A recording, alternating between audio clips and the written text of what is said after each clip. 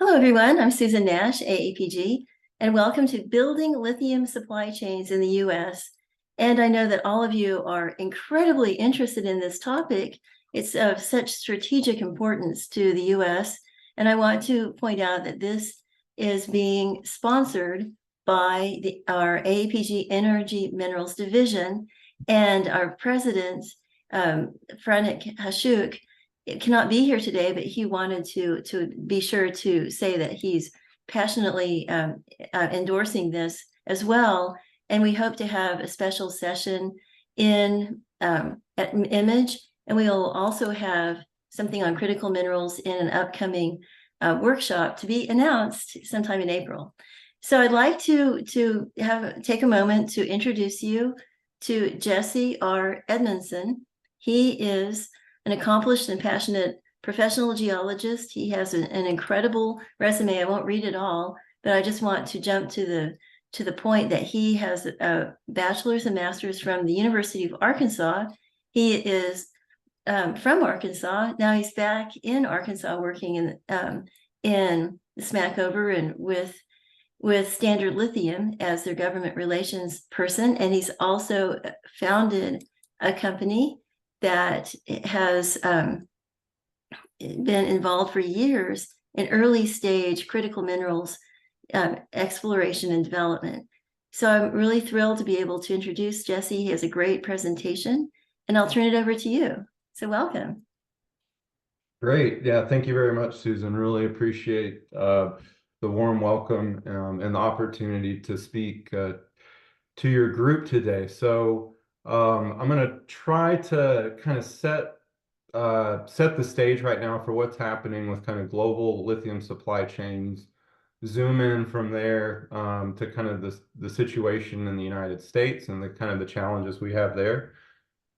And then I want to focus on the opportunity that the Smackover Formation presents for direct lithium extraction. I know that that's something that's certainly a hot topic right now. It's something that we're really excited about at Standard Lithium, but I know kind of all the opportunities for lithium exploration, development, and commercialization out that Smackover Lithium is something that certainly got the attention of the oil and gas community more than some of the others. So I really wanted to kind of highlight the opportunities around the Smackover and some of the work that Standard Lithium is doing right now. So again, thank you for the opportunity, and I will kick this off and hope for the best. So real quick, I wear a lot of hats right now. I've got physically a big head. So as Susan mentioned, U.S. Critical Minerals is a company I founded in 2018. It does early stage mineral exploration work, mainly in the Southeast, mainly on private land, focused really on the kind of suite of battery materials as well as rare earth elements. And I also have a consulting company called Critical Resources Consulting. Do everything from technical development work to business development work to government relations. It's through wearing the government relations hat that I've had the opportunity and pleasure to be brought on board to support Standard Lithium as their director of government relations. And then I also am a proud alumni of the University of Arkansas, where I'm now vice chair of the University of Arkansas Geosciences Advisory Board.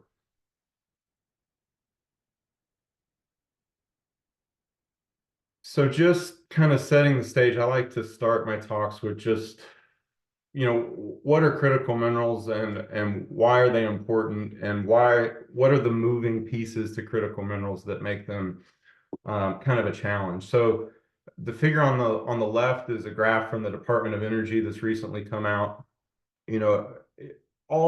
Essentially all major governments have their own critical minerals list. What's critical to one government might be different to another based on what you've got domestically.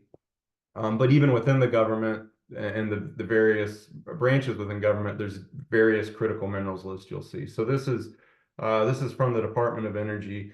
And notice that all the major battery materials are kind of heightened criticality according to the Department of Energy, and certainly something that I agree with. So when you look at what are critical minerals and you look at those that are on that graph, you notice that most of those aren't really minerals. Most of those are elements.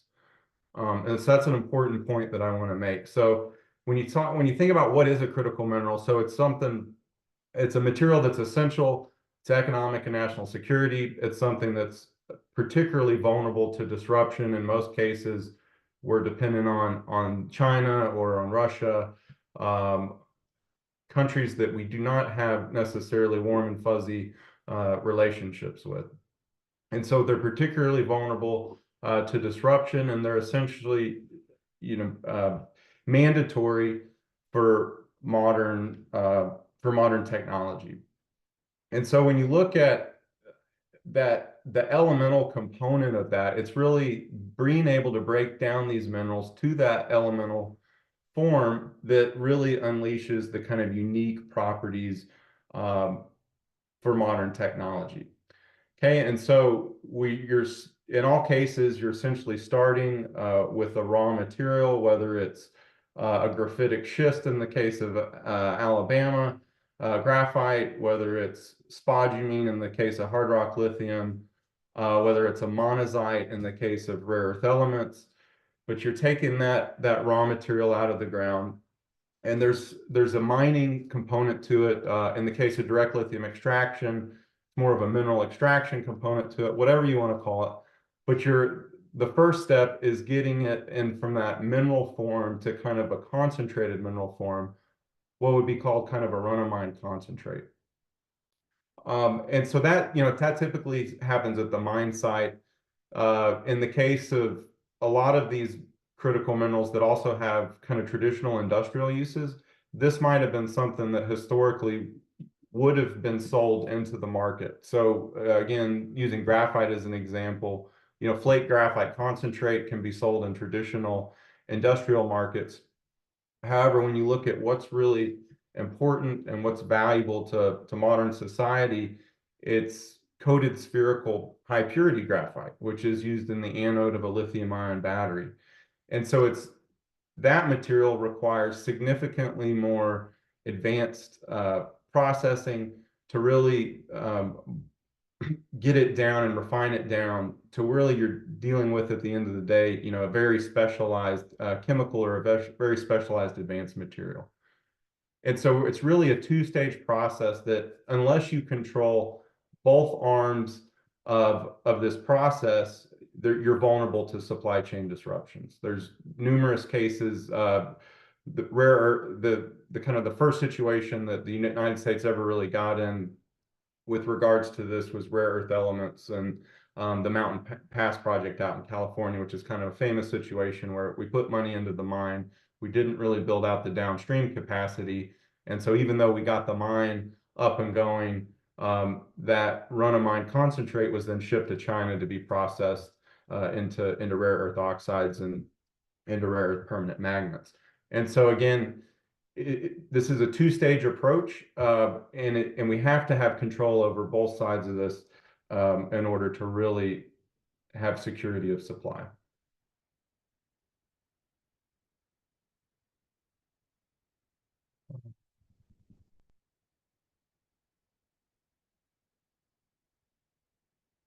All right, there you go. Sorry, it's taking a minute to load.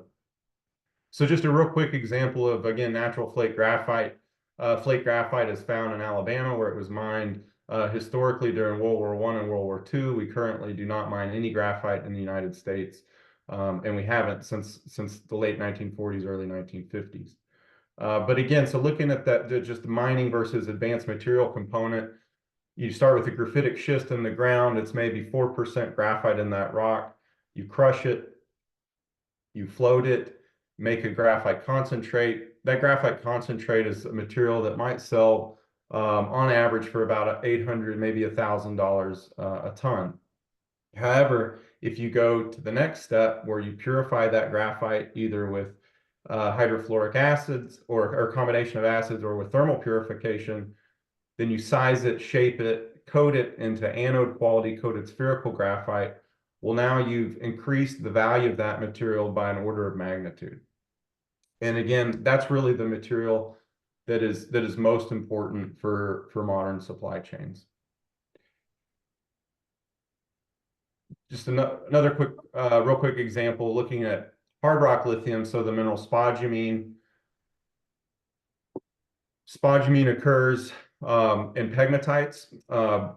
Typically, the lithium content of a spodumene-bearing pegmatite would be somewhere within the 1 to 2% Li2O range.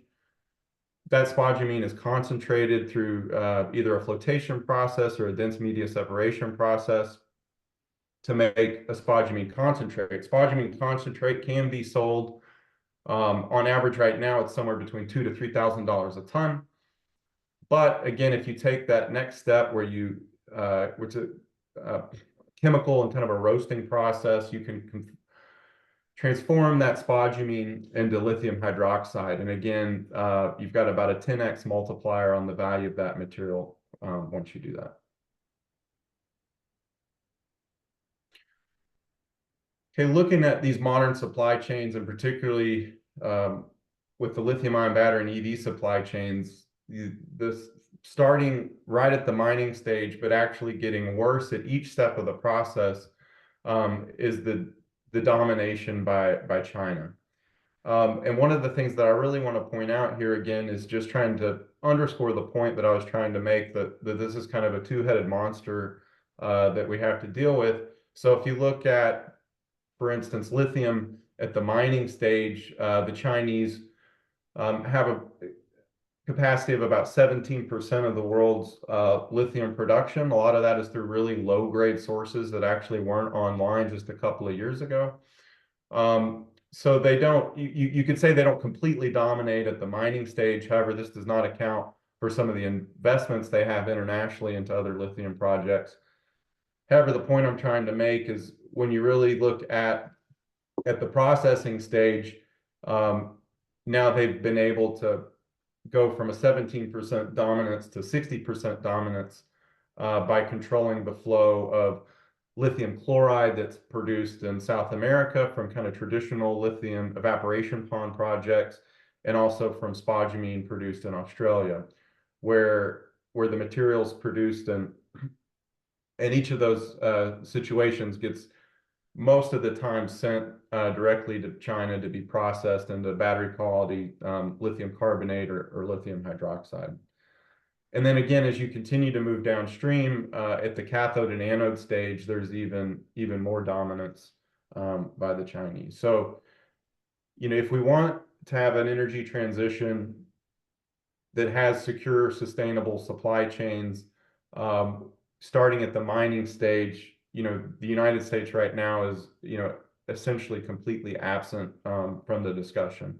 There has been a lot of work in this area, and I will say that the federal government has done a pretty good job over the last couple of years at realizing that this is a two-headed monster that you've got to deal with. So there's been significant money put in at the federal stage to help shore up these supply chains, but there's still a lot of work that has to be done. A lot of the projects that are coming along are still at the feasibility study level, or they're at the point of trying to secure project financing, which remains difficult today, even in a market that is growing rapidly, that there's a lot of excitement around.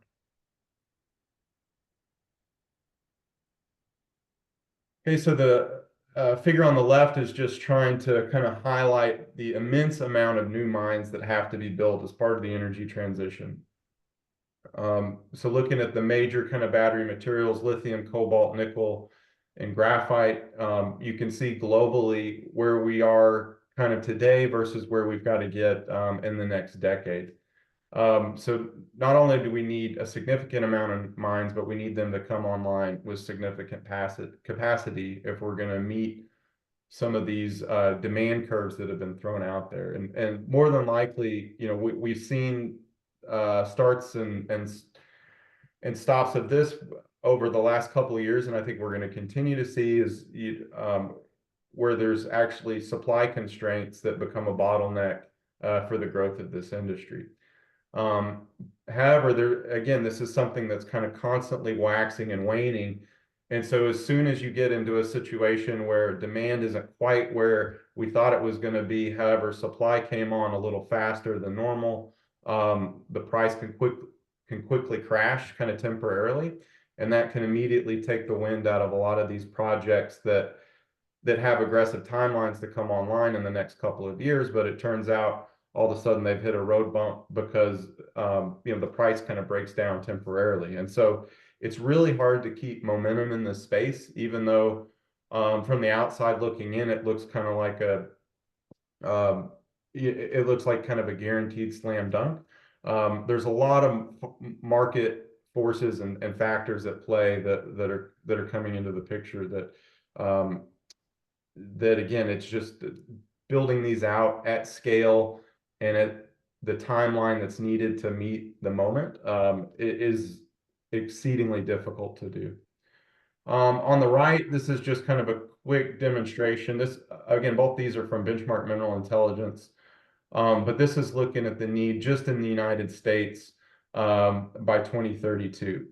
So you can see the demand that's going to be required. But if you, again, real quick, just looking at some of these numbers, like graphite, we're currently producing 0 flake graphite in the United States. There is some synthetic graphite production, but in the next decade, we have to be at 870,000 tons to be domestically kind of sound. Looking at lithium right now, we produce about 6,000 tons per year in Nevada through Silver Peak's Albemarle's project there in Clayton Valley. That's all we're producing right now. So again, in order to get to 580,000 tons in the next decade, that's going to be an enormous challenge. And if you look, one of the things that's important to realize is it's actually, even though there's a lot of money involved in building these battery gigafactories and then these massive EV plants, multi-billion-dollar investments, these can be built actually relatively pretty quickly compared to building a new mine or bringing online a new capacity to make advanced, battery-ready chemicals.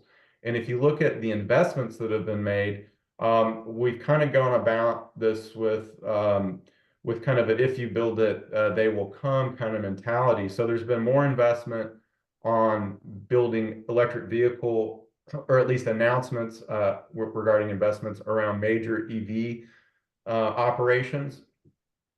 Going backwards, there's been major investments in battery operations, less so than the EVs. And then, but going to the kind of the critical components for those batteries, so the ability to make anodes, the ability to make cathodes, the ability to make these specialized battery materials, there's been even less investment, and building those out at scale again takes more time than it takes to build a battery plant. And then you go up, continue to go upstream to mining these raw materials, and again, there's been even less investment, and it takes even longer to bring these projects online commercially. So again, it's been a real kind of chicken or the egg situation over the last 10 years with getting a lot of these new raw material, critical mineral projects online in the United States and North America. Because, you've got to start building them kind of ahead of market demand just because it takes so long to get there. And so there's anytime there's a wave of uncertainty on when is this market really going to hit, when is it really going to be full throttle, who are we actually going to be able to sell this material to, who is actually going to be willing to sign a binding offtake agreement with us, that then as a new producer, you've got to take that information to your investors and say, who are saying, hey, we like your project, we want to help support it and help you build it. But where are your offtake agreements? And the flip side of that is the battery companies are not super willing to sign offtake agreements if you can't guarantee when you're going to be in commercial production. Now, it's a little bit different on per material and what moment in time that it is in the market. So, lithium projects in general have had a lot more luck in being able to get offtake agreements than, say, graphite projects, just because there's been a little more panic around the lithium supply chain over the last couple of years than there has been graphite. But in general, that's a good rule to follow, or as an explanation for why we're in the situation we're in, where you don't have more projects fully financed and ready to get into production. Just real quick, so again, I mentioned some of the federal efforts that have been underway over the last couple years. So if you look at where the federal government is putting money into these supply chains, you've got the Department of Interior, so the USGS, they've got the Earth MRI program. They've done an excellent job at really, I think, responsibly using taxpayer money to generate an enormous amount of data that's going to help all of us. But most of the money, from at least my understanding that the USGS has, it's really it is going into these kind of national surveys. There's been a lot of really good partnerships between the USGS and the state geological surveys, where the USGS basically reaches out to the state and says, hey, we're interested in looking at these critical minerals in your state, or what minerals, should we focus on? It's a two-way discussion. And then a program is put together where it's usually massive airborne geophysics campaigns, with also an on-the-ground sampling and mapping component by the State Geological Survey. So, but if you look at money that's available for private industry to go out and develop these projects, it's not typically coming from Department of Energy and the United States Geological Survey. Again, they're generating a lot of really good information that becomes available to everybody. But when you really look at where is the project financing available to help these projects, aspiring projects to get online, there's kind of two main sources, right? So there's the Department of Defense, mainly through the Defense Production Act, Title III, where the Defense Production Act has been given authorization from the president to fund necessary critical mineral projects. So this illustration shows 6 of the announcements that have been made over the last year. There's at least 2 or 3 more that are not on this. So there's Magrathea, which is a magnesium metal project that just got somewhere in the order of about $20 million. And then Southstar Battery Metals, which has a graphite project in Alabama, which just got about $3.5 million. In most of the cases with the DPA Title III office, they're providing funds to help, so these are cost shares, to help fund like feasibility studies, to help fund detailed kind of final engineering studies and environmental studies, or to help kick in some of these projects into kind of their first round of production. But really that's the case for lithium with Kings Mountain. That's through Albemarle, where they had actual money to kind of help build out some of the capacity there in North Carolina. And then there's also Department of Energy. So through the bipartisan infrastructure law, BIL, there's a lot of money that's on the table. So this map right here illustrates the companies that were announced to receive awards from the first round of BIL funding from last year. This is from the full announcement. So also going on in the background, right, has been some of the foreign entity of concerns, which is basically the federal policy around Chinese involvement in U.S. projects. And so some of the projects on this list, even though they were funding was announced for them, they did not get their award because it turned out that after further due diligence, that there was more Chinese involvement in these projects than originally thought. And so I think at least two, if not 3 projects lost their funding due to Chinese involvement. And then the other component of this is again, the Department of Energy, these funds were definitely used mainly for standing up commercial scale production. So if you look at the CapEx required to build out a lot of the projects that are on these maps, these are several $100 million projects, if not north of $1 billion projects. And so the DOE was willing to put in, I think, up to $300 million into these projects, which means if you had a project north of $1 billion, it's up to you to come up with, $700, $800 million to come up with your portion of the cost share for the DOE. And so What I'm hearing from DC is that um, of the 19 that didn't lose their funding from the Chinese relationships, there's still another 2, 3, 4 of these that are going to drop off the map because they've not been able to come up with their cost share in time. Again, it seems like if you're kind of an outsider looking in, that this market is just red hot on fire, and so it should be easy for all these projects to gain funding. But it turns out, over the last year, there's been about a 70% drop in the lithium price. There's been disruptions and some of the other pricing with some of the other kind of key commodities. Not to mention the cost of money right now is expensive, right? So inflation is affecting everybody. The cost of capital has gone up. And so when again, these are very challenging projects to bring online in the amount of time needed. I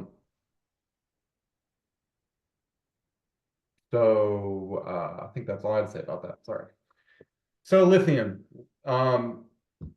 Going to kind of dive in here and just kind of focus on lithium for the rest of the talk, if that's okay with everybody. So one of the things to just remember about lithium, why it's kind of an irreplaceable critical mineral, is its location on the periodic table, right? So it's the lightest of all metals, and it has a high electrochemical potential.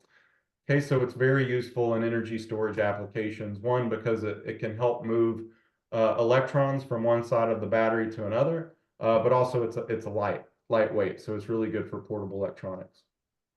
It's important to remember that lithium-based battery chemistries are not only crucial to energy transition and so economic security, but they're also the preferred technology for the Department of Defense and aerospace applications. So, securing lithium supply chains is not only a matter of energy security and economic security, but very much a major component of defense security.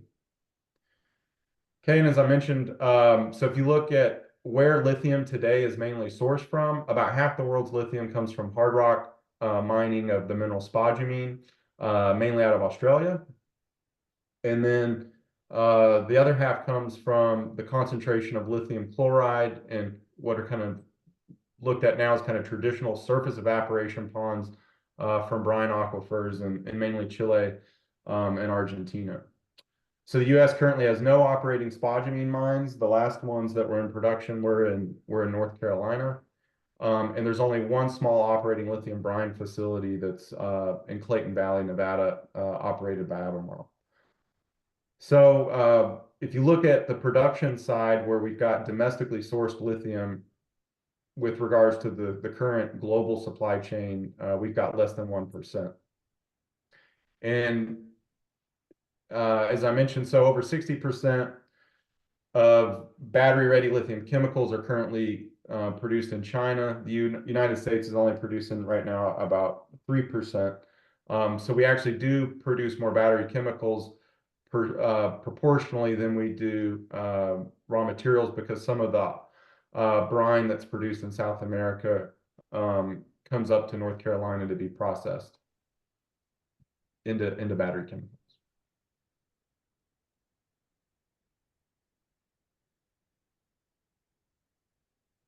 I'm waiting on my slide. Hold on.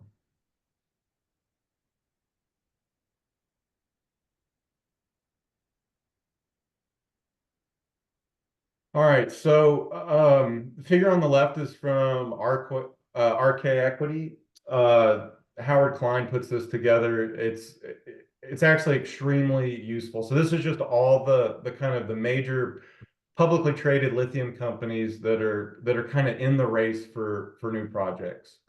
Okay, so he puts these out monthly, and they're a really good way to just kind of keep up with who are all the players. Whether you're interested in stocks, if you're interested in where are these projects located, or if you're interested in what are the type of projects, what's the source of lithium that these companies are developing, all that is provided. And one of the things, this is from October, so one of the things you notice looking at the market caps for these companies and the year to date, stock prices, you notice a lot of red. So again, the lithium price is down over the last year. I'll get into that in a little more detail. And that has certainly affected a lot of the stock prices. If you go out and just pick any old lithium company on this list and you look at their stock price over the last year, 9 times out of 10, they're all down significantly. You know, a lot of them are down 40–50%. And this is everything from small junior level companies to some of the big names that are, you know, the largest lithium companies in the world. Just looking at the top, so the top chemical producers, I mean, Albemarle is down, you know, over 40% on the year. They're certainly a highly sophisticated company that's making money mining lithium and making lithium chemicals right now. But you can see it's been a difficult environment for everybody over the last year, right at a point when a lot of these projects were really gearing up to get fully funded to get into commercial production. The image on the right. So one of the other things, sorry to point out on this table, looking at the type, one of the things you notice is that most of them are rock, right? So in the rock meaning spodumene. The reason for that is that the spodumene flow sheet from getting to a spodumene concentrate to then getting that converted to lithium hydroxide is the most well understood lithium flow sheet to deploy capital to where there's certainty and kind of, you know, what you're going to get.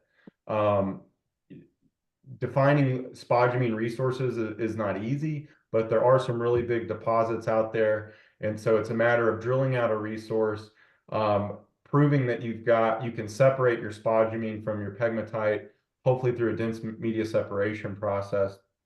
And then once you make a spodumene concentrate, you pretty much know, assuming that there's no kind of deleterious elements that make it problematic, that you can make a lithium hydroxide out of that. So it's a well understood process that the investors kind of trust that process.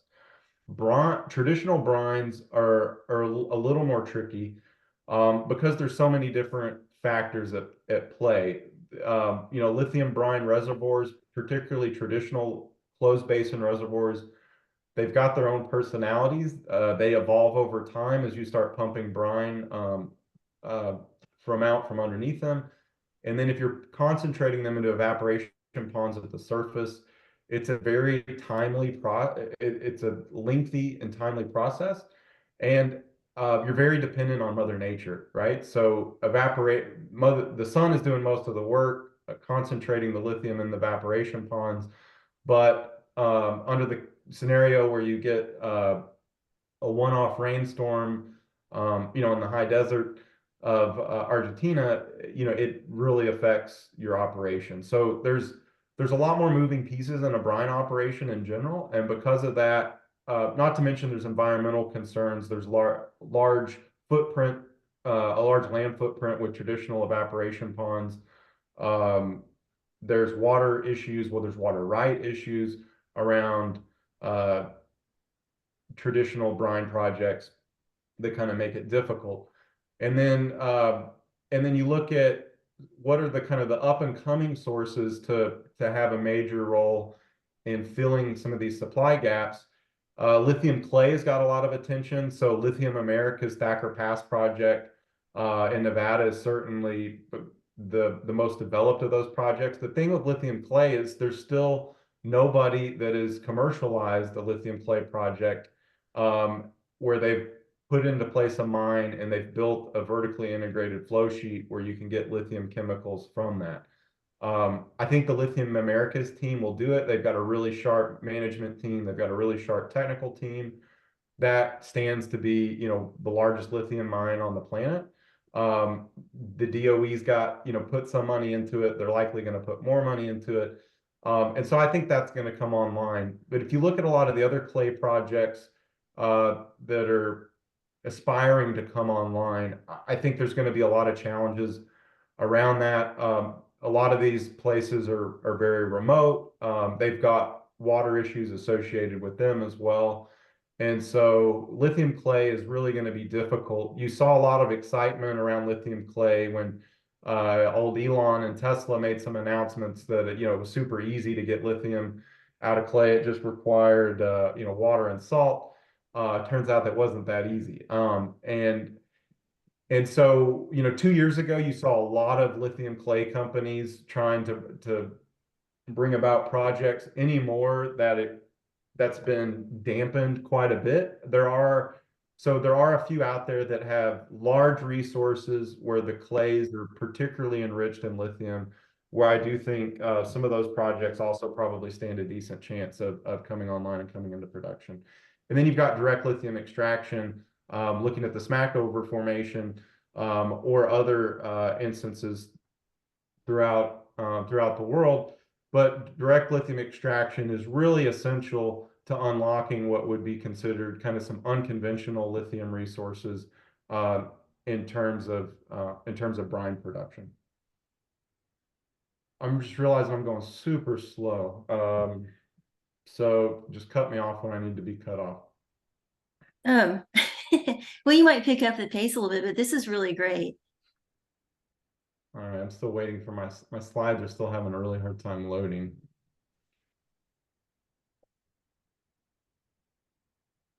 It's loading. I just want to say I found the RK report, intelligence report, in the lithium ion bull report. Mm-hmm. So I put a link in the chat for people who are asking for it. Okay.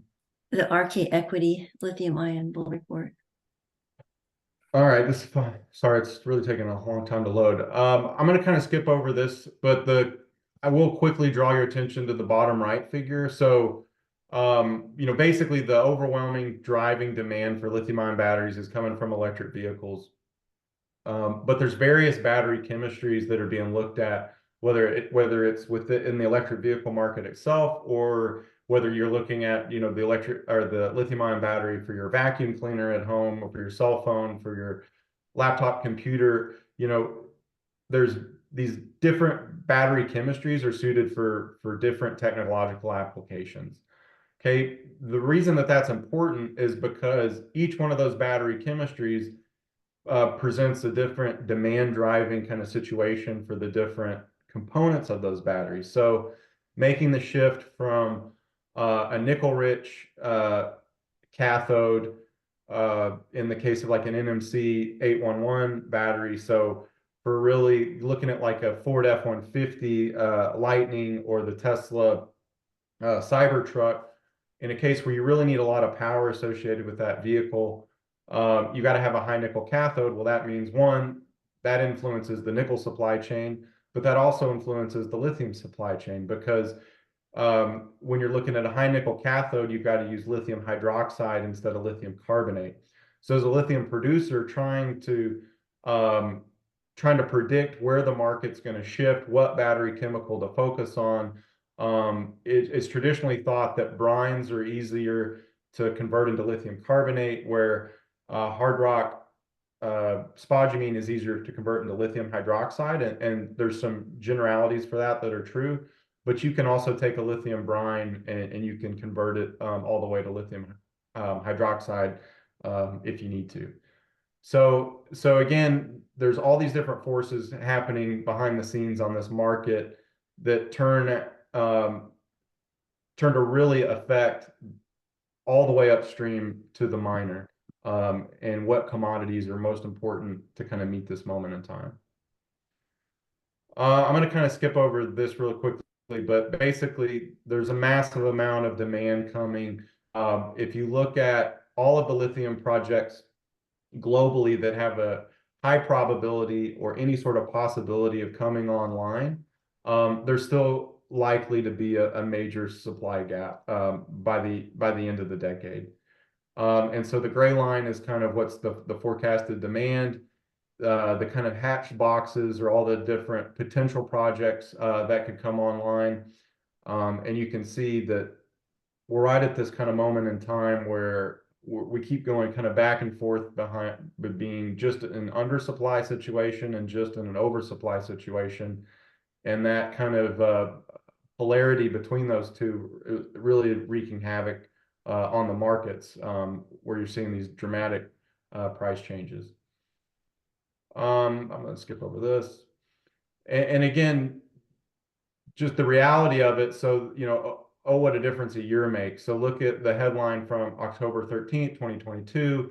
Big headlines: lithium price jumps to fresh all-time highs.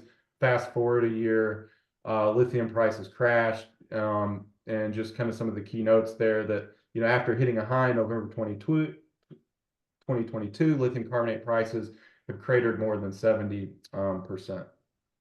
So again, there's a lot of forces at play making it challenging. Here's just a price curve for lithium carbonate. So you can see where we're at today. You can see the kind of long-term trend since January 2016. And, so I don't think we're ever going to get down to a $10,000 a ton lithium carbonate price. Probably the happy medium is going to be somewhere between 20 and 30,000 a ton. Of course, lithium producers want it to be as high as possible, but the reality is when you start to get lithium prices above 40 and $50,000 a ton, it really starts to affect the lithium-ion battery manufacturers and the cost of electric vehicles. So if we want to have this massive adoption of this technology, it needs to be affordable. If the technology is going to be affordable, the battery materials have to be affordable. I think I've shown this before to the group, but again, just trying to highlight the fact that it takes a long time to bring online a new mine into production. And comparing that really quickly to oil and gas, please tell me if I'm wrong in this comparison. But if you look at the economics of bringing online, kind of a decent size oil play, let's say in the Permian Basin, you've got exploration, you've got leasing that can typically take place in a 1 to 2 year period. You make the investment to bring online a new field, and you can pay yourself back within a year or two.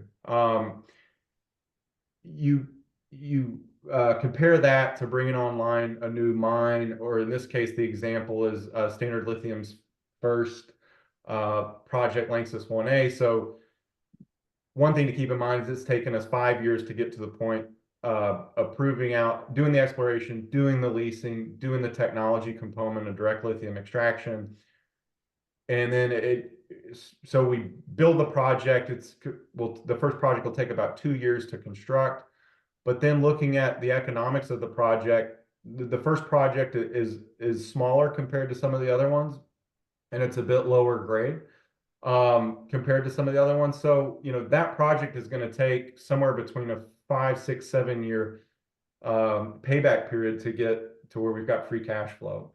So when you look at, again, what it takes to get these projects off the ground, fully commercialized, to where you're making money, compared to an oil and gas project, these are different projects. Again, there's a lot of similarities, but it's really important to keep in mind how they're different.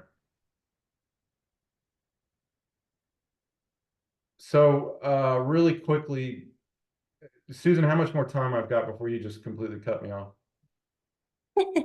Well, let's see, we're at 12:45, so we can keep on going, and then if people want to stay later for questions and answers, that's perfect. So just, I think the key is this is such amazing content. Well, we've got quite a few questions too, but yeah, so I definitely want to spend some time on the Smackover. I can make it quick, and then maybe we can, if there's more questions there, I can get into more detail there. So yeah, sorry, all this kind of to set up the fact that Standard Lithium is got a solution for the supply gap when it comes to USA Lithium. One of the things that's really important for Standard Lithium is, we've de-risked the project from day one. One, finding a place that you can develop a lithium project where you've got the social license to operate, where you're not constrained by a lack of water supply like you are in Nevada, and you've got difficulty with with establishing water rights. And it's an area that has actually got a decent brine concentration. So there's still not been kind of a traditional brine discovery in North America that's really north of 100, 200 parts per million. There really hasn't been one. You look at some of the non-conventional opportunities. So look at the Salton Sea in California. You look at the Smackover Formation. Well, the Smackover Formation's got, we now know, up to 800 parts per million lithium if you're in Texas, up to 600 parts per million in Arkansas. Compare that with the Salton Sea, only about 200 parts per million.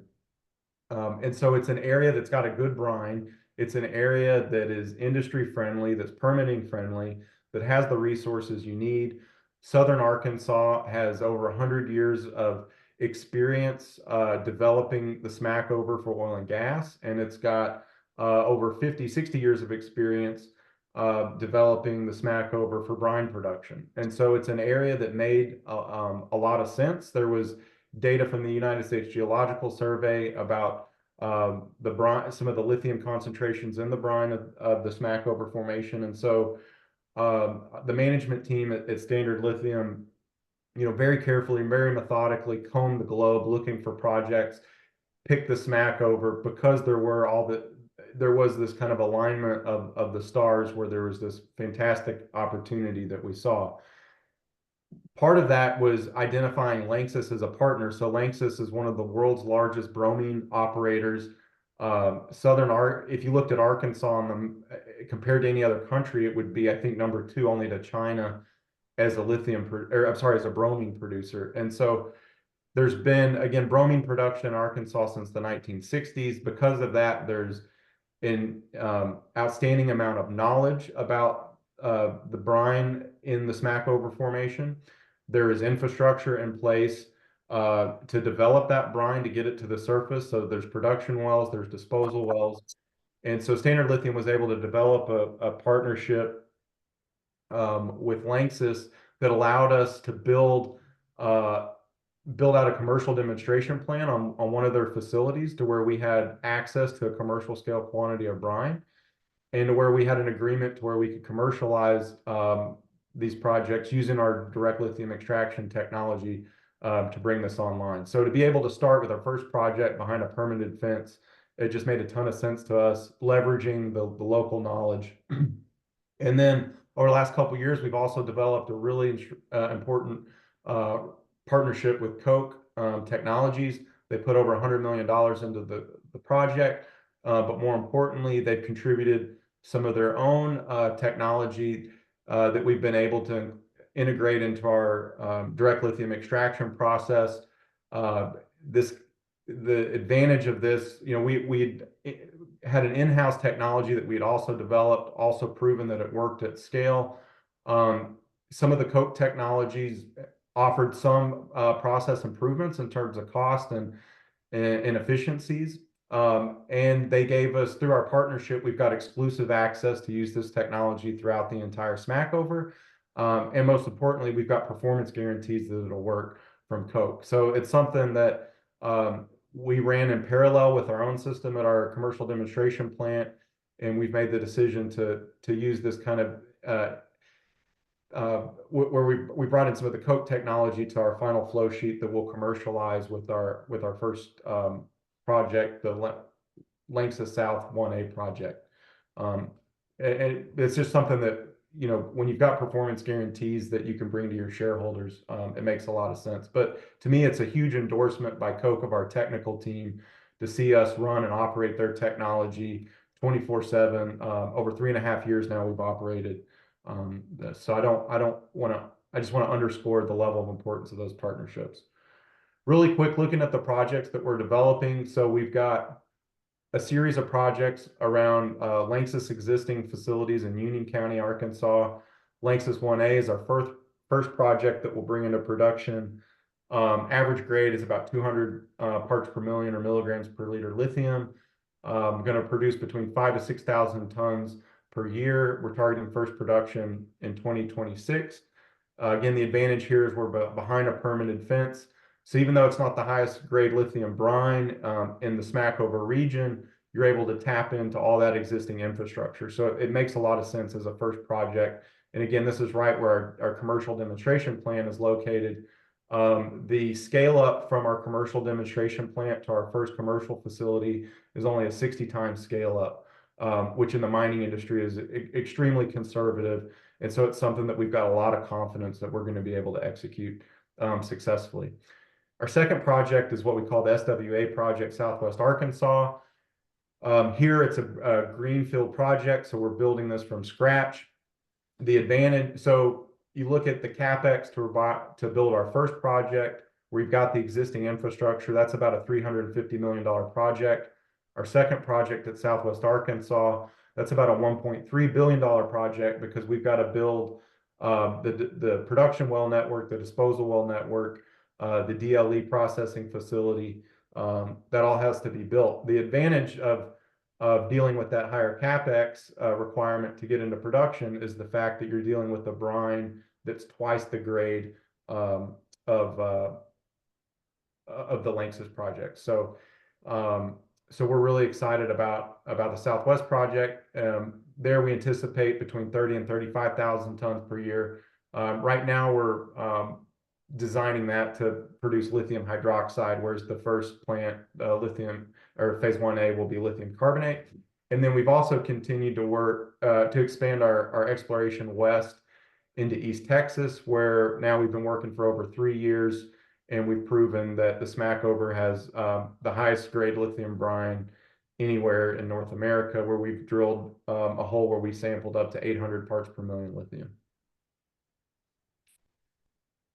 Really quick, here's our direct lithium extraction process. It's just kind of a broad flow sheet. If anybody's really interested in this, I can run through it in detail, but for time, I'm just going to kind of skip over this. Our definitive feasibility study is publicly available. You can go to it on our website and you can read all about the technology in that report. Really important, again, is the commercial demonstration plant that we've had access to. If you look at a lot of the other lithium projects, lithium brine projects around the world, they drill a hole, they bring brine to the surface, then they put that brine in totes, and then they send it off to a third-party lab that does the direct lithium extraction work. That's a totally different thing than having your own on-site commercial demonstration plant that runs continuously 24/7. Brine, once you get it to the surface, it changes, okay? And if it sits in a tote and it has to be shipped across the country or across the world, the nature of that brine is going to change as temperatures change, pressures change. And so, if you're building an operation that's going to be built literally at the site of where you're pulling lithium out of the ground it all needs to be done on site for you really to get the learning that's required to commercialize. There's also, I want to make a real quick point. When you look at direct lithium extraction, right, that's kind of a broad industry term. It refers to a lot of different technologies that can be used, everything from ion absorption to solvent extraction to different absorption technologies to selective membranes, you kind of name it. There's a lot of different direct lithium extraction technologies. So that's just a broad industry term. The way I think about direct lithium extraction is two ways. There's typically technology companies that have developed direct lithium extraction technology in a lab somewhere, and they're really excited to deploy it into industry. The problem is they develop that technology using mainly synthetic brines that you can buy off out of a lab catalog. Maybe they've had some access to real brines that have come out of the ground, but they basically have got a technology that they then try to make work for the brine that they're with. The other way to do it, and the way that Standard Lithium developed their direct lithium extraction technology, is to first, pick your brine, understand the geochemistry of that brine, understand the nature of that brine, and then develop a technology that's specifically suited to the chemistry that you're dealing with. And so when you look at a lot of the DLE projects that have tried to come online, a lot of them have experienced a lot of growing pains because when it came to building a commercial plant, or it came to even doing a pilot demonstration of something that had worked at a bench scale at a third-party lab, they realized they started having a lot of problems. And so Scaling up these projects is really difficult. I'd say the one thing that I've learned the most out of the last couple of years is the biggest bottleneck at bringing these projects online is proving your technology works at scale and proving and building a technical team that is able to execute at commercial scale. Those two things are probably the hardest factor of everything I've discussed to date when it comes to the challenges of bringing online these projects. And that's why I really feel like Standard Lithium is kind of light years ahead of a lot of the other players in the field, because for over 3.5 years now, again, we've had this commercial demonstration plant on site in El Dorado. We've got almost 40 full-time workers, 90% of which are its home is within an hour of our plant, that can operate this plant now and have been operating it for 3.5 years. So we've got an incredible technical team with operational experience. That team is now capable at training the next generation of workers that are going to come and join our team as we look to commercialize our first project, but then also build out and expand our operations into Southwest Arkansas and into East Texas.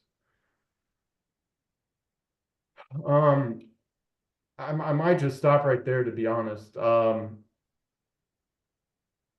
Just based on time, and then if there's any questions, I've got additional slides that I can maybe pull from to answer some of those questions. Well, you have 3 minutes, but we'll keep on going for the questions. People might have to drop out, but there's so many questions and so many compliments for your presentation. So I'll start with the one that had a thumbs up. Would you address the South Arkansas Smackover lithium source? Sure. I knew this question was going to come up with these geologists, and so I'm ready. I'm ready. So basically it's poorly understood, is the short answer. So it could be the result of continental drainage of lithium enriched solutions into the sea, where lithium would have stemmed from potentially from Triassic age volcanic rocks in what would have been the Gulf Coast at the time. Continental water from springs or hydrothermal fluids along fault systems could have leached lithium from these Triassic age volcanic rocks. Then the lithium enriched fluids would have then drained into the Smackover Sea, and the water would have then been concentrated by evaporation. Okay, so that's kind of one theory. Also, you've got, if you look at the Smackover brine and you look at radiogenic strontium, the radiogenic 87 to 86 are significantly higher than the late Jurassic seawater. So, the Smackover is Jurassic in age. So, that suggests that significant strontium contribution from detrital sources such as the Bossier Formation, which overlies and interfingers with the upper Smackover, could have had an effect on brine migration. Another idea is that the lithium was mobilized from the Alleghanian source volcanic clastics, and that those were then concentrated in the underlying Norphlet Formation. These fluids could have originated in the Loine Salt and migrated upwards through faults or from shallower circulation through alluvial and various facies. There's also an association between boron, lithium, potassium, and rubidium, coupled with a general lack of clastic sediments in the upper Smackover in Southwest Arkansas, which suggests Smackover brines are mixing with deeper seated waters that have been geochemically modified by siliclastic diagenesis at higher temperatures. Also, there's a regional trend between H2S and the boron, lithium, potassium, and rubidium, which supports the association of a higher temperature, deeper seated fluid end member. These fluids may have migrated into the upper Smackover via major fault systems. So I'm sorry, I read that answer right out of our feasibility study because I wanted to get it right. But those are the kind of the prevailing ideas on where the lithium actually came from.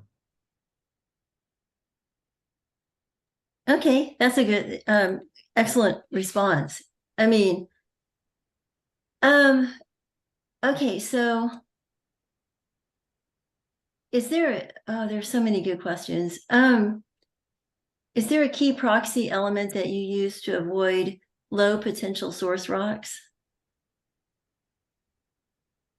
I mean, any indicator minerals, et cetera? Um, that's something that I can't speak to, particularly on this project, but because I'm mainly focused on the government relations side of that.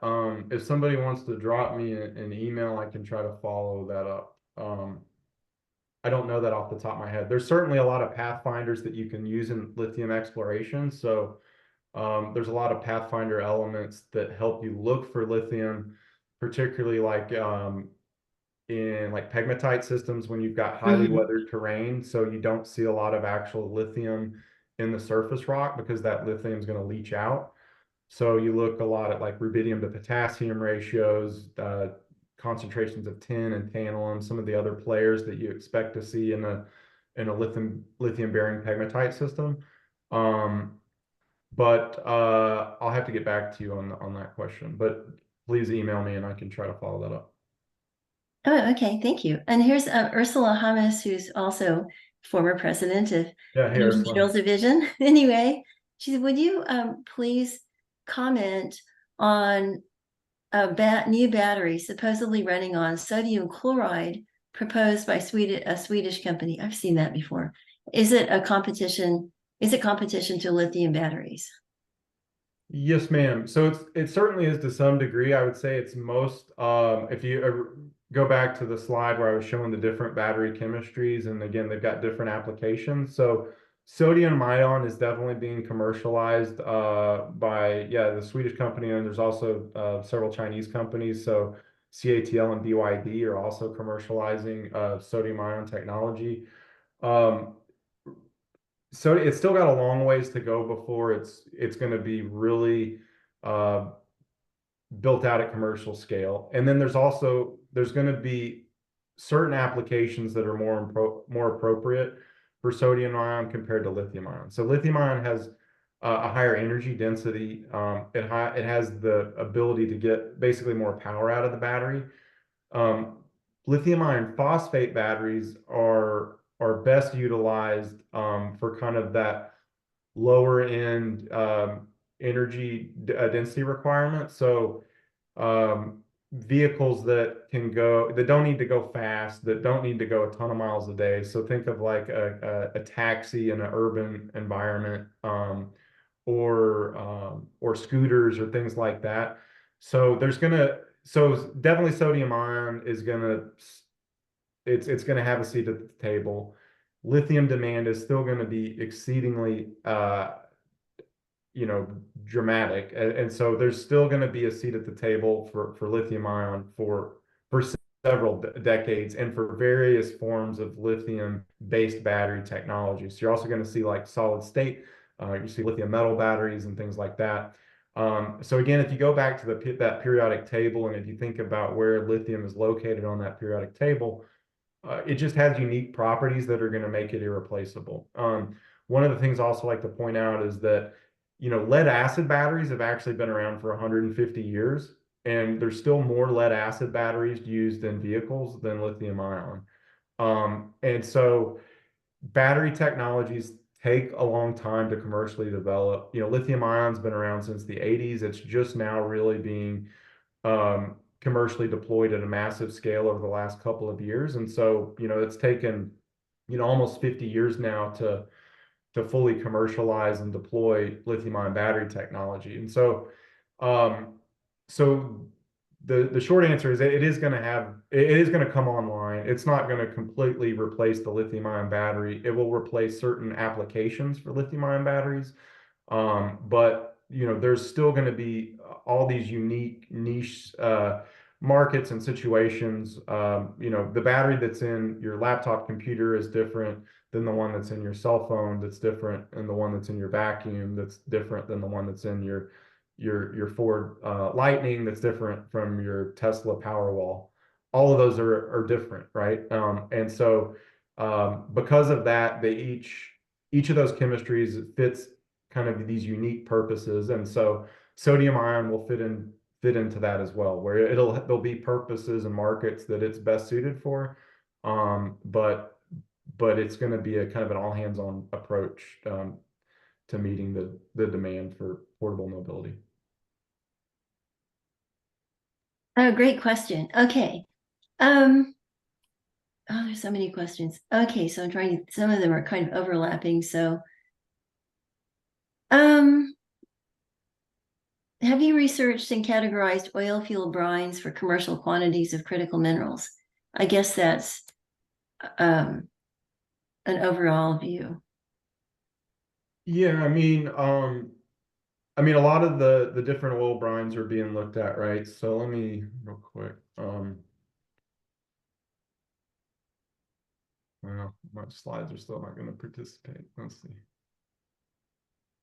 I mean, the one thing is if you just look at lithium, so you look at like the Alberta oil field brines, those are less than 100 per million. Again, you look at salt and sea, I know those aren't oil field brines, but those are only 200 parts per million. The thing with salt and sea is you've got a super hot fluid you've got to deal with that you then have to cool off. How do you cool it off? With water. There's not a lot of water in the salt and sea. And then when you cool that off, you immediately precipitate out a bunch of material that then becomes a waste. So the geothermal is something that it has a lot of warm, fuzzy feelings about it, but when it comes to the practicality of actually commercializing that and doing it in a way that is actually making an environmentally friendly product, it definitely has its challenges. As you look at some of the other oil field brines, for lithium, I know that out of Pennsylvania, I've heard that there's lithium in the two to 300 parts per million range. I haven't heard of anything else that I've heard speculation of some other basins that have elevated lithium concentrations, but when it comes to some of the other critical minerals, that's something that I personally haven't looked at a lot of. There's been a lot of work recently looking at coal and particularly concentration of rare earths in some of the coal seams and some of the clays immediately associated with some of those coals. That certainly has some potential. The thing to keep in mind, is it's one thing to have, X number part per million in a brine or in a rock. Again, the more important thing is okay, can I commercialize this project based on those concentrations? Is there a technology that allows me to effectively, sustainably, economically get that critical mineral out of the brine or out of a coal, and bring that online in commercial fashion and make a product that it can actually meet the technical specifications that are required by the technology end user. That's the challenge. Okay, great. So, can you comment on the formation pressure? Is the depletion due to past oil and gas production an issue? I can't speak to that again because I'm more aware of my government relations hat for Standard Lithium. I will say that it's something that is very well understood because of the decades of history of brine production. And that's something that, again, is a lot of value from our partnership with Lanxess, where they've been dealing with formation pressures for decades. And so they've got an immense amount of data. Through our partnership, we've been able to essentially inherit all that data, all their subsurface hydrogeologic models we've inherited. So we're working in an area of the Smackover that is extremely well understood, that we're highly confident that we can operate at in an effective manner and in a safe manner that allows us to be commercially successful. Okay, great. Okay, so two people want this answered. Do the subsurface mineral owners earn royalties from the Smackover lithium brine extraction and lithium production? Apologies if this was addressed already. No, so they do. So in the case of Arkansas, brine is regulated by brine and brine royalties are regulated by the Arkansas Oil and Gas Commission. And the way that these brine fields are commercialized is they form units. And so because you're dealing with, a subsurface fluid. And so in order to develop a brine project in Arkansas, um, you've got to make the technical case for, of course, why you're doing it, the economic case for how you're going to do it. And then you've got to prove that you own up to 70% of the mineral rights in the unit you're trying to define. And if you can do that, then then the AOGC will determine an operational unit that then you can both extract brine from, and you can re-inject your waste brine back into that formation. The royalty is set by the Arkansas Oil and Gas Commission, and that's something that is a hot topic right now. And actually, there's a hearing next week. I was joking to Susan to remind me not to agree to do a talk when I'm a week away from my first Oil and Gas Commission hearing. So apologies for my talk being so jumbled today, but that's been very much at the forefront of our focus. So this is, this will be a first of its kind establishing this royalty in Arkansas. It's something that's very important that it's done right, so that industry can take a foothold and be successful. Managing expectations on what a royalty should be is certainly very tricky. This is not oil and gas production. Brine essentially does not have a value at the wellhead, whereas oil does. You don't pay a royalty based on the price of diesel fuel or jet fuel or 91 octane at the pump. You pay based on the price per barrel of oil. And so establishing a royalty that is fair to the mineral right owners is incredibly important, but it also has to be one that allows industry to take foot and to grow. If you look at Texas, Texas is done differently than Arkansas, where Texas is just done based on individual contracts with private landowners and mineral right owners. So it's certainly it's interesting, that dynamic. The Southeast is challenging for mineral exploration. I mean, I know a lot of people on this call doing oil and gas. You guys have a lot of experience doing that, but dealing with private landowners versus going out west where you can just stake claims in the ground. So you can get a land package kind of easily just through the historic process of going out and claim staking. However, developing projects on federal land is extremely difficult and has all sorts of hurdles and roadblocks. Operating on private land in the Southeast, in an area that's generally business friendly, industry permitting friendly, has a lot of advantages. But one of the challenges is really, building out those mineral right land packages, particularly in areas of the Southeast that have not had a lot of oil and gas exploration, or have had, any sort of mining history. A lot of the mineral right knowledge in the Southeast is actually lost, unless your family, unless you're in a jurisdiction that's been commercialized recently in modern times, or unless your family was just particularly keen and organized in organizing their mineral rights if they had them, and those were specifically passed down to you.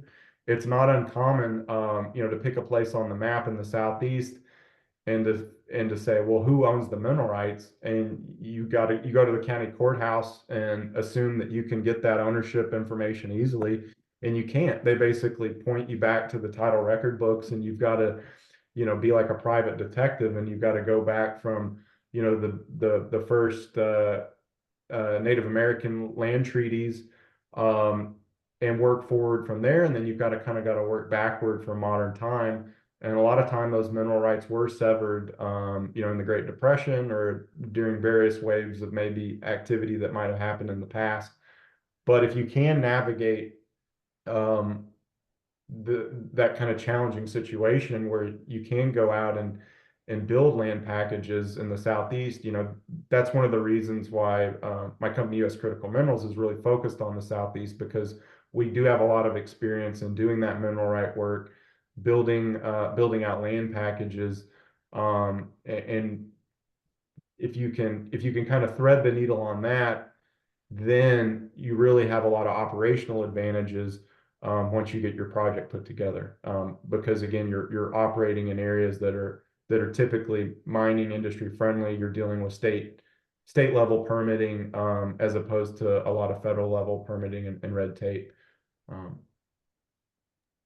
So I think you probably answered this, but someone asked about the minimum concentration of lithium to be economic, and then kind of coupled with that, can you re-enter Smackover wells for producing lithium or doing brine mining, or do you have to drill fresh wells? So you can certainly re-enter them for sampling them. I'd I think you've got to drill fresh ones. It's something that I probably should know that I don't. Again, apologies, but I'm just a simple government relations man for Standard Lithium, even though I am a geologist. But um, so you can certainly utilize the historic wells for sampling, and that's something that's very useful. In the case of the Lanxess operation, you've got existing production and disposal wells that we're able to utilize those for our first project, our Lanxess 1A project. Well, there was another part of that question. Or did I answer it? What's the minimum concentration of lithium to be? Okay, so that's something that almost becomes a philosophical question, I think. We would argue in the Smackover, you need to have, 200 part per million brine at a minimum to have a project that starts to get exciting. We think it's challenging to deal with brines that are lower grade than that. There's other companies out there that are certainly developing these kinds of projects. You can see some of these on this map that I'm showing right now.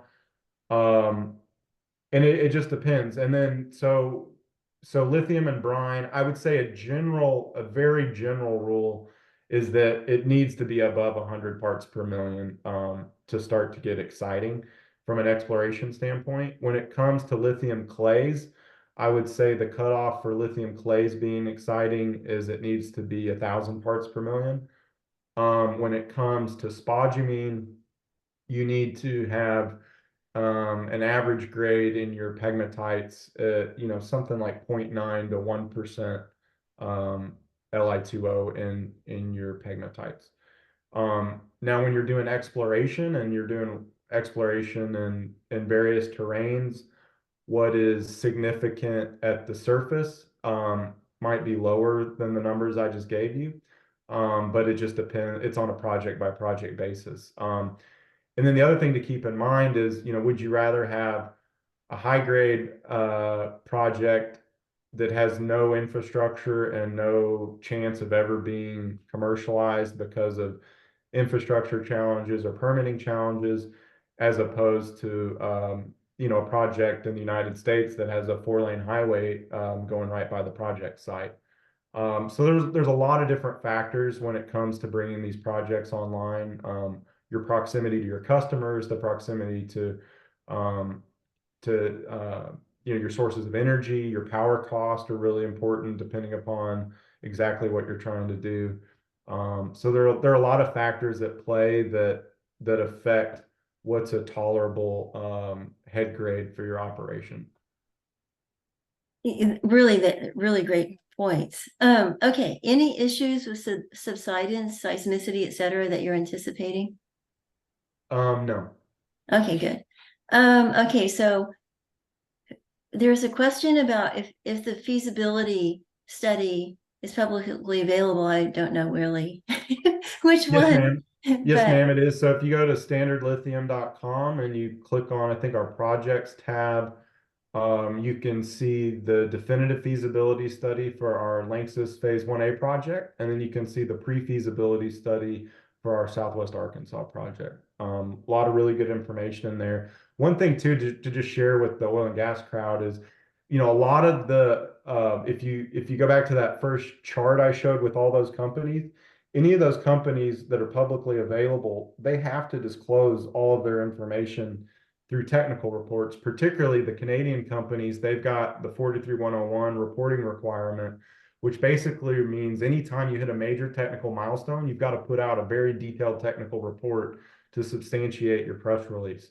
So because of that, particularly if you look at the Canadian publicly traded companies that are on that list and you go to their websites, you can get fully detailed technical reports on all these projects. And they've got a lot of really good information dealing with the geology around these projects, the engineering challenges to these projects, the economics around these projects. So I just want to share that. That's something that you can get a lot of really good information by taking a headfirst dive into all these technical reports. And then keep in mind too that Standard Lithium is in a position right now where the Smackover is red hot, right? The announcement by Exxon has certainly got everybody's attention. This is something we've been working on for a long time, that we've been kind of trying to shout it from the mountaintops that this was the place to be. And so we certainly see Exxon coming into the neighborhood is a great validation for everything that we've been doing. We've got a good relationship with Exxon, and so it's I forgot what I was going with that. I had a great point, but it was going to be brilliant. Just assume that it was. I'm sorry. Oh, I that's it. completely lost Okay, it. you need to come back. But yeah. Oh, I was just making the point that what's a material disclosure to Exxon or Albemarle is not the same as what it is for Standard Lithium, right? So we're in this position where we have to constantly let everybody know what we're doing in the markets, where some of these other companies can kind of operate really in stealth mode. They can kind of disclose things as they want to. So we're in a really interesting. I don't think you call it a vulnerable position, but we're in a position where we have to constantly kind of be showing the cards that we're holding. Whereas what Exxon does in the district, they can disclose it as they see fit, because it's not really a material disclosure based on the security exchange laws for a company of that size. So that's just something to kind of keep in mind, why your Standard Lithium is going to be a great resource for everybody interested in the Smackover, because we have to put out these technical reports. It's one of the requirements we have as a publicly listed company. Interesting point. That makes sense. Someone, Mary pointed out, Nellis pointed out that some oil and gas companies assign their well bores to brine mining companies to avoid plugging liabilities. And plugging costs. I think that's definitely the case, not just for lithium, but also for iodine in Western Oklahoma. But I thought that was kind of interesting. Okay. Okay, which I have time for like one or two more. Are there any production curves published that demonstrate brine production and possible lithium concentration reduction over time? I'd say check our definitive feasibility study to see what's exactly in there. That's something that if you drop me an email, I can try to chase that. I don't know the answer to that off the top of my head. And then what drives Standard Lithium stocks down? Dilution or technical concerns? No, it's just the price. So again, if you look at just anybody that's got you look on your Apple phone and you look at the stock price of or you look at the stock price of Standard Lithium over the last year, but then look at every other lithium company that's appeared to us, whether they're at development stage or whether it's the world's largest lithium chemical company, Albemarle. We're, I think, down like 25% or something year on year compared to Albemarle, which is down, I think, like 40%. And so it's not the point is not pointing fingers at anybody. The point is that this is an extremely challenging environment for all of us. And so when you look at what's happening with a particular company, yes, there might be, a good or bad day. There might be a good press release, a bad press release, but superimposed on that is all these market forces that are happening. So again, if you take a look at most of the lithium companies that are on that list that I shared with you from Arca Equity, and you look at their stock price over the last year, you're going to almost be able to stack all of those stock price, the shape of all of those stock price curves over the last year. They're all going to stack up on top of each other pretty nicely, no matter whether you're Standard Lithium or Lithium Americas or Albemarle, you name it.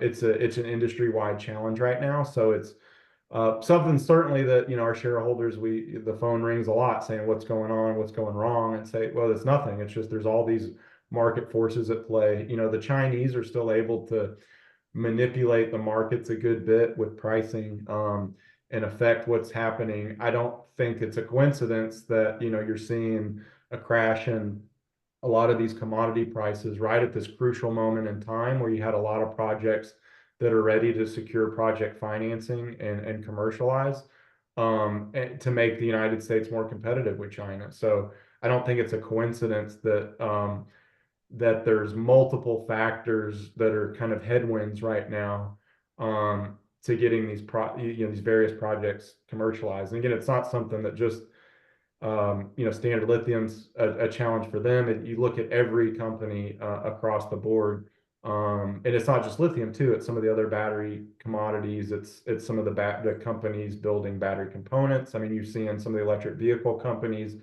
kind of come back and say, well, we had some really aggressive plans. Should we pull those back a little bit?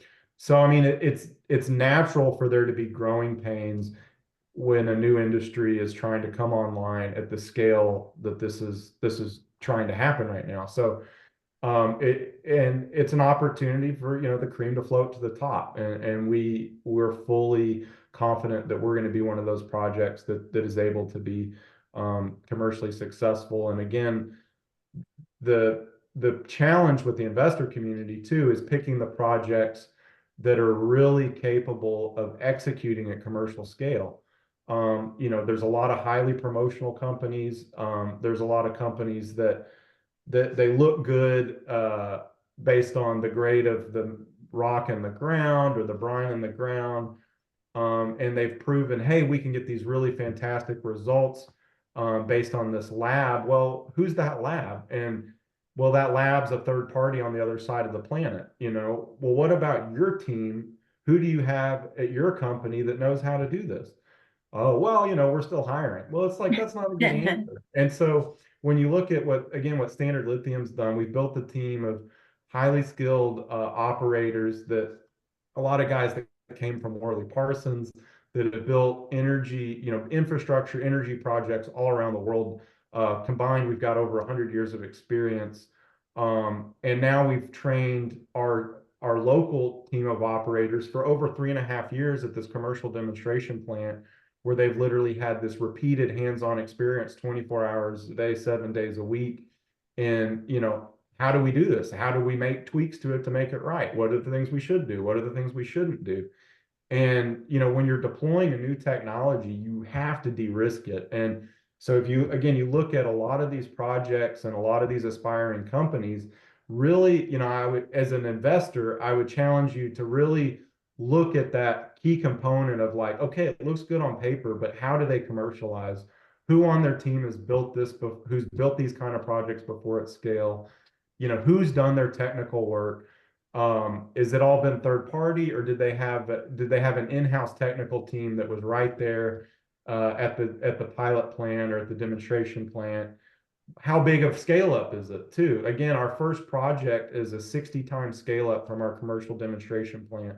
Something we feel like is very reasonable and very responsible, and something that we feel like we're really going to be capable of delivering on. And so, again, it's just, the importance of that demonstration plant to Standard Lithium is, we can't underscore how vital that's been to prove, not only proving out our technology, but really building a technical operating team that's ready to go. Well, I really appreciate that. And we're kind of at we've gone 30 minutes over, so we probably need to wrap it up, even though there's still more questions. So I'd like to recommend to everybody that they reach out to Jesse and also just remind everyone that you will be getting a copy of this recording as soon as I have a chance to process it. So it'll be a day or so in an email. And then also just as a kind of a message or a cheerleading thing for APG, I just want, I see that like this really is, the success is predicated on low energy prices as well in order to do all the processing, because that's like high energy costs and many of the processing factors, even in brine mining. And so I really, think that we need to recognize that like natural gas is really important to this process. It's used for generating electricity and also just for direct energy. And so, we need to speaking of the gaps, I think that many times our legislators and even people that are really focusing on the energy transition do not really appreciate the importance of those puzzle pieces and how they have to fit together, and how we need to have an all energy solution and not demonize one or the other, and also find ways to, like you pointed out, de-risk and make sure that we have energy and enough energy for everything. Anyway, but thank you, Jesse. Oh, yeah, really my pleasure, Susan. So yeah, thanks for the invitation. Please reach out, please keep in touch. I got my various email addresses up there, phone numbers up there. And follow Standard Lithium on social media. You can sign up on our website to get news notifications. So when press releases come out, you'll get it sent to your inbox in real time. Don't hesitate to connect with me on LinkedIn or follow me on Twitter. I'm more active on LinkedIn, but oh, one other thing really quick. I posted it on LinkedIn this week, but we're really excited to be working with the Arkansas Governor's Office and with our peers in the industry to help host the first Arkansas Lithium Innovation Summit. It's going to be February 15th and 16th in Little Rock, Arkansas. Governor Huckabee Sanders is going to be there, give a keynote. We're going to have, I think, several of the, at least one of our Arkansas senators, congressmen. Standard Lithium is going to be there. Exxon, Albemarle, Tetra Technologies is going to be there. A lot of the other kind of important components of the supply chain from the region. And so I think, it's going to be a very affordable $250 to attend. There's still some speaking opportunities and sponsorship opportunities available. So send me an email if you're interested in that, or just keep an eye out on LinkedIn. We'll be publicizing that widely. Right now, we're still working on nailing down the website and opening up registration, but we've got to save the date that went out. So please keep an eye on that. Again, it's the Arkansas Lithium Innovation Summit, February 15th and 16th in Little Rock, Arkansas.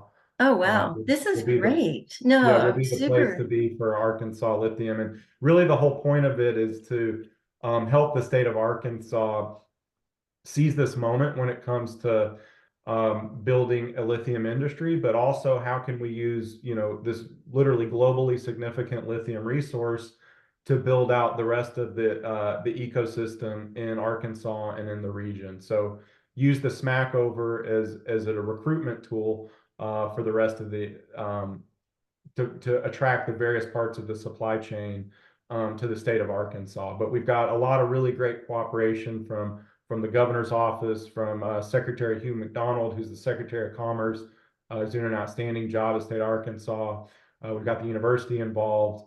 It's going to be a really, I think, world-class event that we're going to try to make an annual thing. Got some really good keynote speakers lined up, so please keep an eye on that. And like I said, if you're interested in sponsoring or speaking, drop me an email and get you all the information you need. That's great. And so we've got, oh, are you familiar with Stardust Power? They've announced that they're going to put in a lithium refinery in Tulsa. I've seen that. Yeah, they would be I've got good to more. talk. I've got more questions than answers on those guys, but Well, it would be great if they would talk, and then they could be kind of sharing of their plans. But anyway, well, thank you, everyone. And this is a really important and strategic topic. And I want to thank everybody for attending. And also, we've got a few more talks for December. We've got several. I put a link to the one-stop shopping in LinkedIn, where you can find links to the future ones and sign up. And we also have some for January. So I put a LinkedIn description and links to the January talk. So it's all exciting. And Jesse, you're doing an amazing job. Thank you, and just thank you for helping our nation.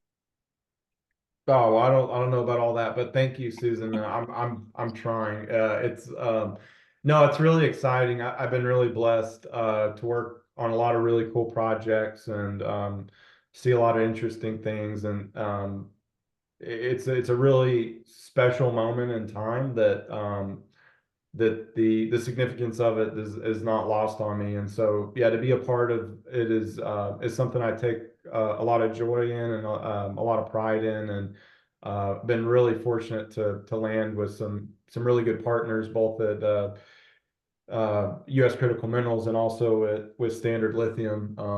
So it's really exciting. I'm really excited about it, and I want to do anything I can to help out AAPG, particularly any students that are interested in this industry. Really passionate about some of the opportunities to work with the University of Arkansas on the advisory board to help make sure that, again, that this is a moment in time that we're realizing it's an opportunity to pivot. It's not, I'm not somebody that wants to shove clean energy down everybody's throat. To me, it's a very much all hands on deck approach. It's going to take a little bit of everything, but there are a lot of reasons why, the energy transition makes sense, that there is a sense of urgency to it.